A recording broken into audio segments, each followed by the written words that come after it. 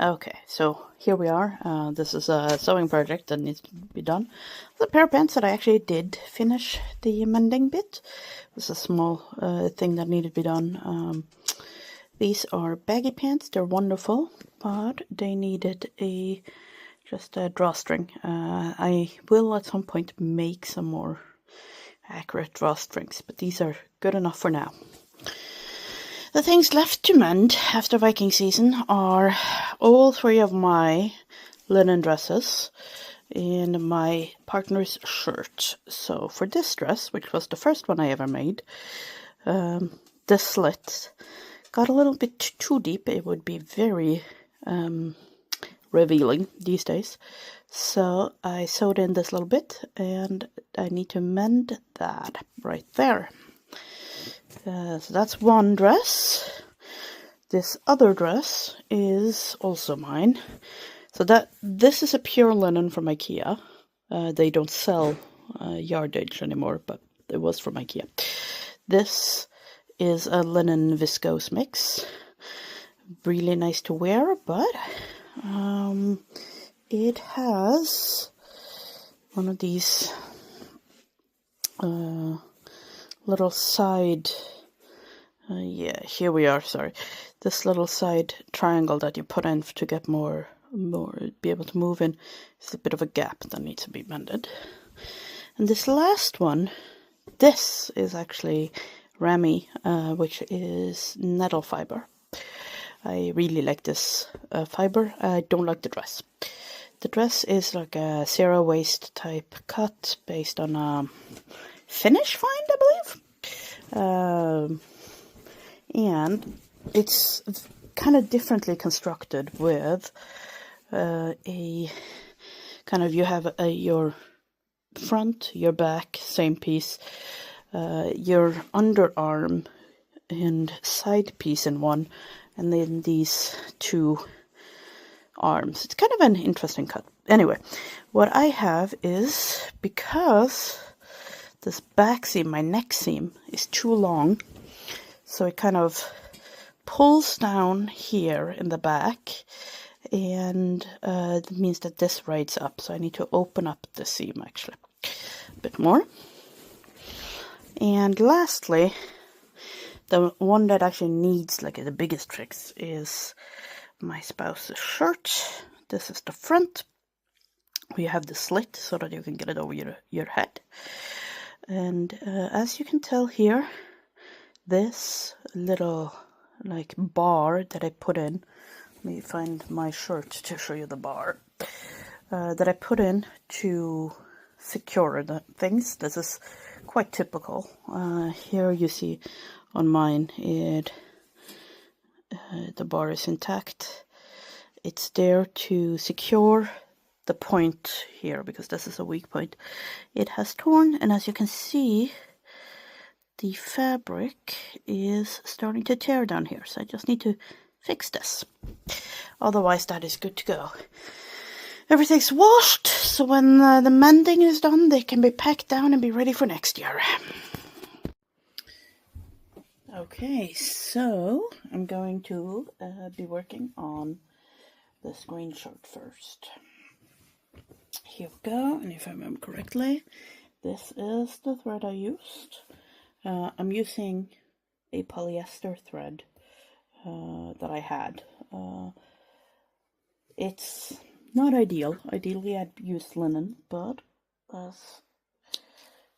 sometimes you take what you have. So just cut off the thread little stop. It has a fancy name. I don't know what that was there. Here you can see, I hope, here you can see the where it's starting to split. I am still getting used to this whole camera setup, so you have to forgive me if I go out of focus or something. Let's see. My cute little pin cushion.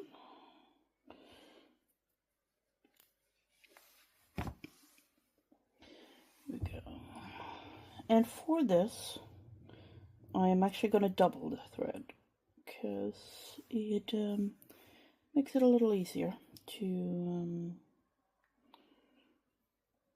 finish off what we need to do.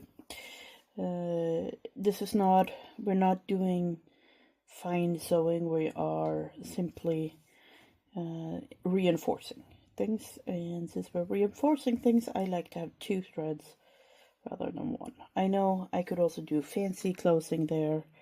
I am not. It's okay not to be fancy. It's a late Sunday evening. I need to go change the sheets on the bed. Okay, so I'm just gonna try and hide my, oops, I was gonna try and hide my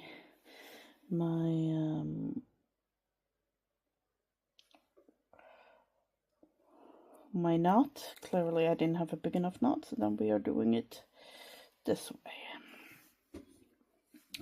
So what I want to do is just really nice tight little stitches. Oh yeah, I have my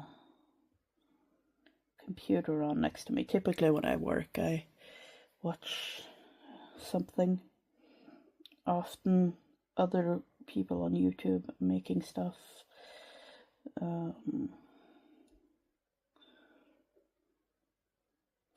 just watched Kate from The Last Homely House. I'm not very good at talking and sewing at the same time.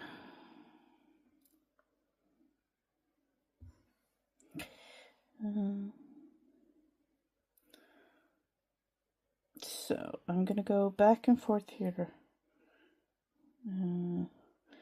just kind of reinforcing the bottom of the seam here, because when you sew this, oh yeah, maybe not everyone is used to the construction of a shirt like this, but when you do the this is the neck, and on a Viking shirt the neck is supposed to be quite tight. They weren't very fond of showing a lot of cleavage or hairy chests for men, so you want quite a tight neck, and then to get it over your head you need to have a little slit down. So that's what this is.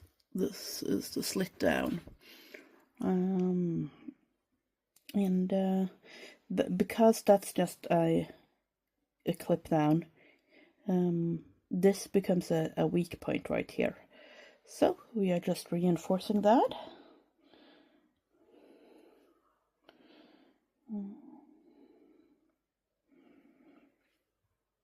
And when you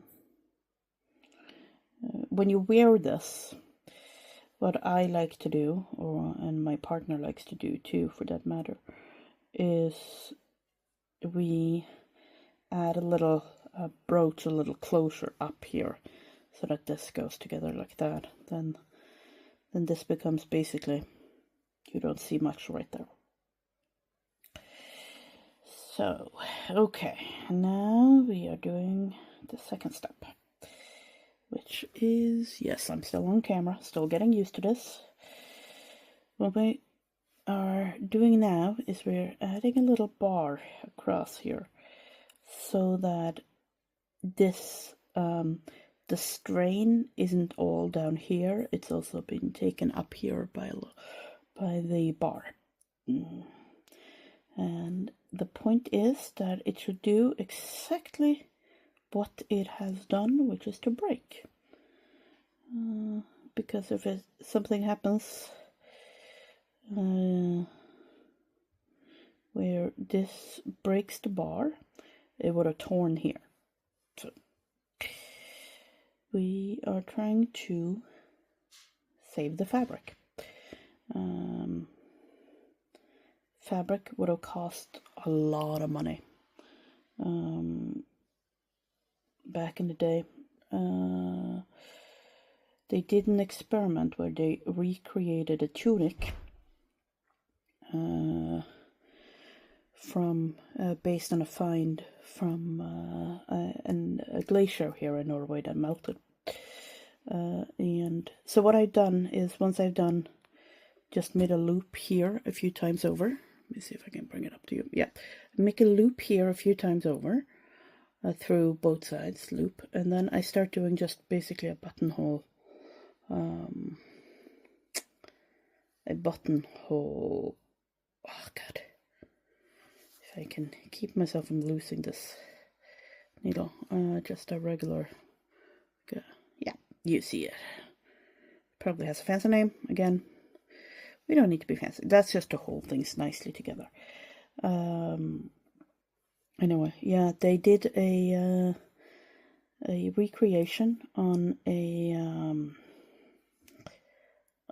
ice age, or not ice age, a glacier find after a glacier. There's a glacier that's melting that has been over what was a path used a lot, and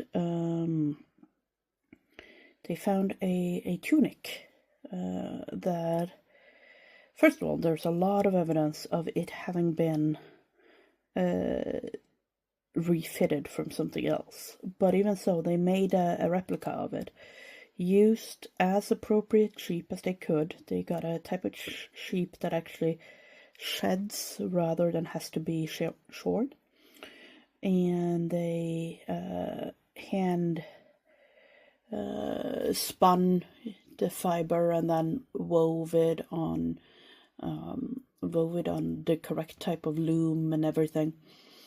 And they found that, and when I heard about this, a good 5-6 years ago, so things have changed, but the cost, considering today's labor prices, would have been 100,000 kronos, which is roughly equivalent to $8,000 to $10,000 US dollars, or 8,000 to 10,000 euros.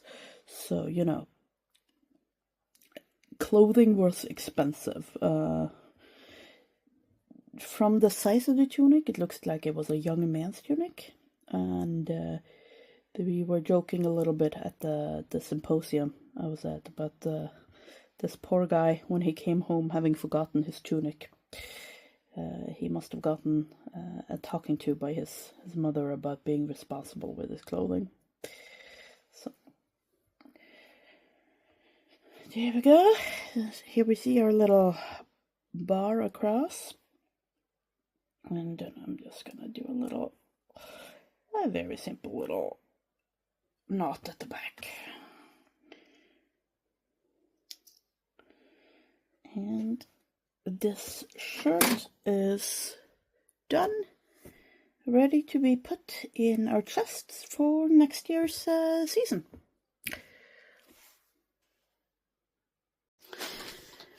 Alright, so everything is done.